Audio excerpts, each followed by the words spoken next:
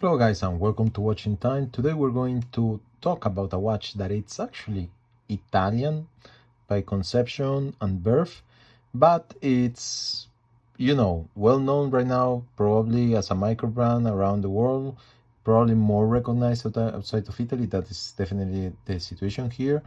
But I think it's bringing something a little bit different, a key of design to the watch industry. So we're talking about Mazzucato. So Mazzucato, it's a brand, a watch brand that was launched by Simone Mazzucato. Simone Mazzucato is the designer. He has based the designing company in Hong Kong. So the watches that they are selling are also shipped from Hong Kong. So this is the situation right now of the Matsukato brand of watches. I have been looking at them for quite a while, and I was really interested. And they recently launched a Kickstarter campaign also. So the Kickstarter campaign was launched around half of this year, and it was not only launching one of their latest model for support, but also the first, I would probably say this in a way that doesn't sound bad, most wearable product.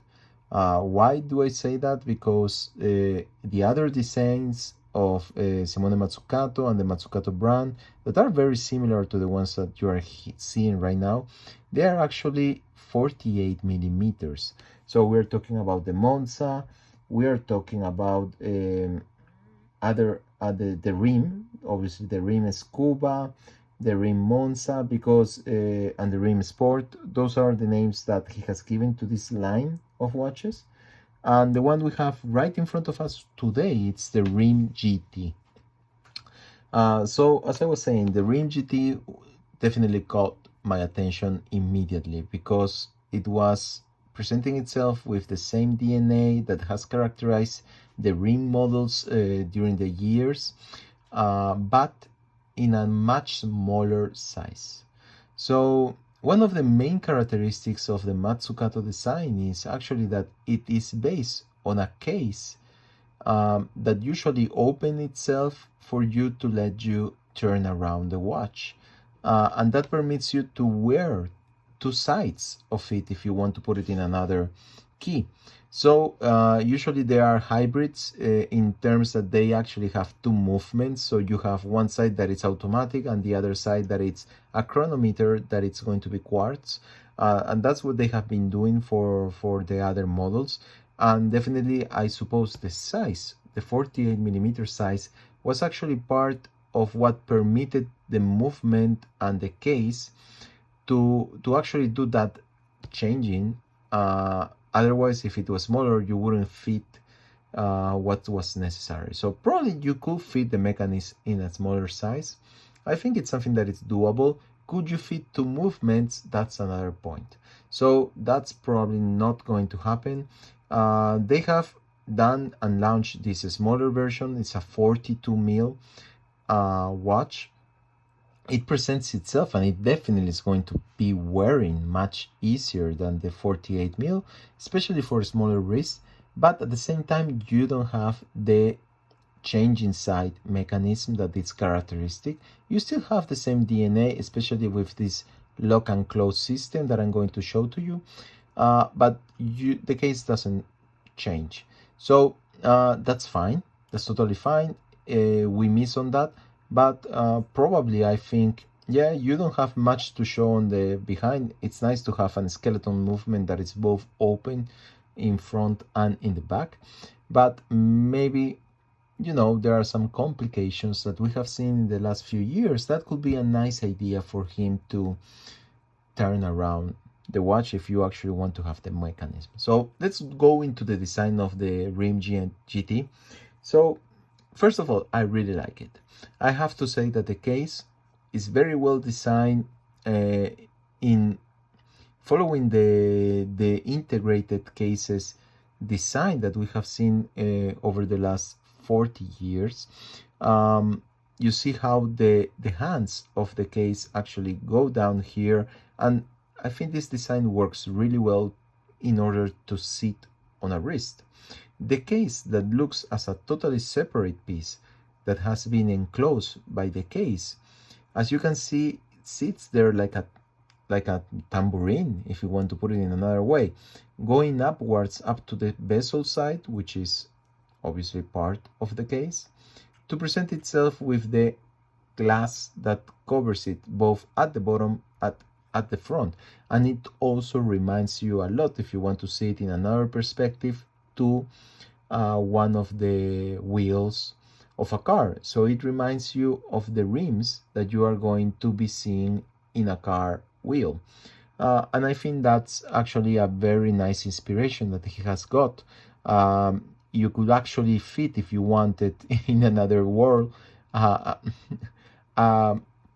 you know, a real Goodyear wheel around it if you wanted. So I think the design is quite nice and the inspiration is also spot on. Obviously, on both the front and the back, you're going to be reminded still of the car industry and the wheels of cars with all the designs and details that he is putting on the dial. Some people were, during the launching campaign, doing some, you know, opinions on how crowded the dials looks and how difficult it might have been to actually see the time. I have to say that in person, when you have the watch right next to you or in your wrist, the situation is much different. And actually, you are able to see very well the time, even in the whole complexity of the dial. So what we have here is a K1 crystal that is covering both the back and the front. And we have, as you have seen on the glass, printed the numbers that are going to signal the hours. Then we have the hour and the minutes hand that both have a small amount of lume on it. So it's the white part that you're going to be seeing. That's really useful if you are in a dark room. So that actually is going to pop up. So I think it was a nice touch to include it. Probably there is a way also of doing the numbers glow in the dark, but they have not done it. So you will not be able to see a nice addition that this is just a recommendation, guys, and I'm no one to actually be saying this, but maybe a small dot that has some lume on the glass would have been a nice touch for you to identify the hours in the dark. But that's just my opinion. So as you have seen here, the second hand is all black, so it's very difficult to see it. Is it useful for you to actually identify it at a certain point? Not really. It does its work, you know it's there, but it doesn't, you know, create an extra layer of complexity to the dial, and I think that's fine. As I was saying, the case is really interesting, but definitely the design, I really like it. At the back, you have the open case, you see the movement. It is a Japanese NH70, so it's a Seiko movement. That it has been a little bit personalized. So you have the name here in the rotor, Mazzucato. It is a workhorse, so nothing to say about the movement, either good or bad. There are definitely better movements around, but you can definitely see the DNA of the design in the back of the case that I think it really works with the watch if you want something different from others.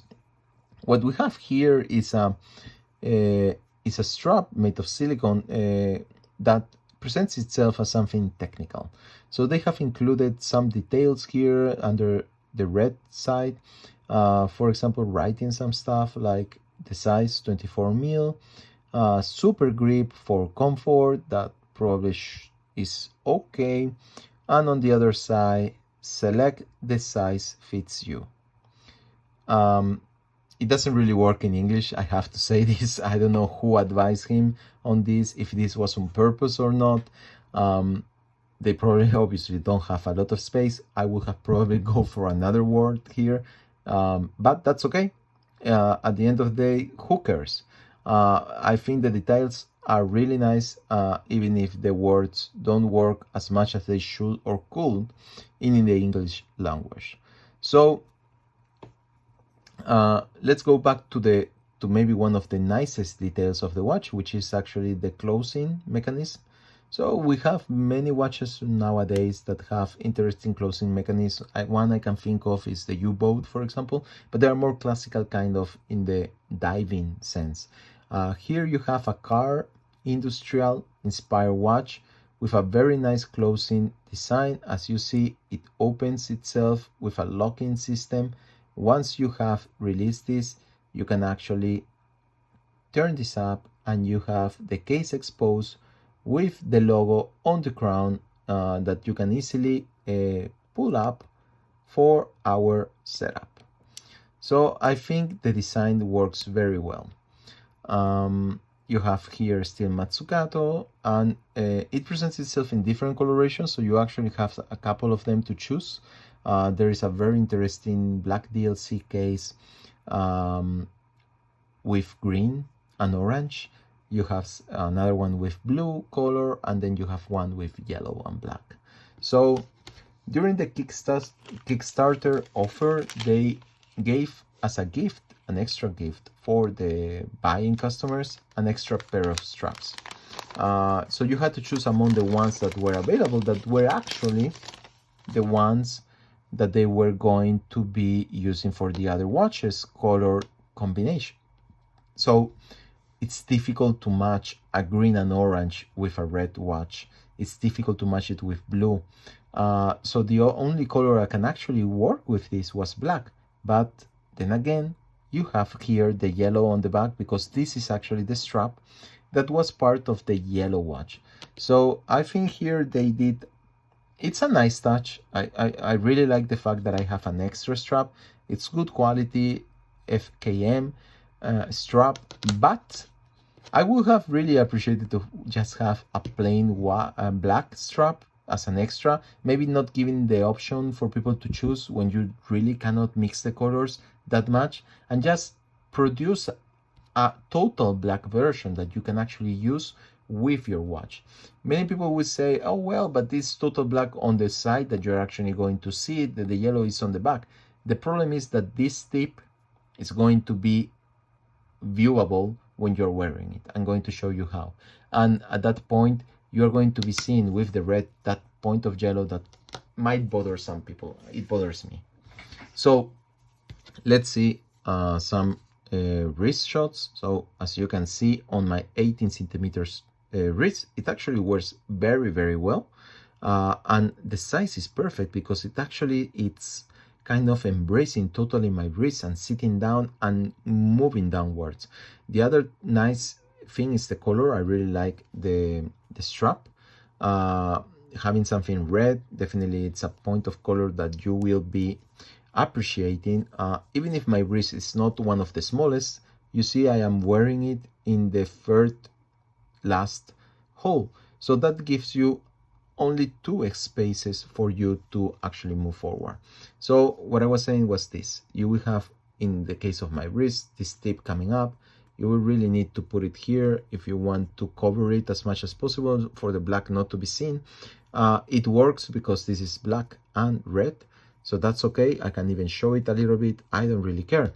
But when you are going to be wearing the extra strap, then you are going to have a yellow tip, and that it's not what I was expecting, but that's okay. I really like it. I appreciate what they have done here with the extra free strap, but then again, probably just having a black plain version to offer directly was probably the way I would have gone.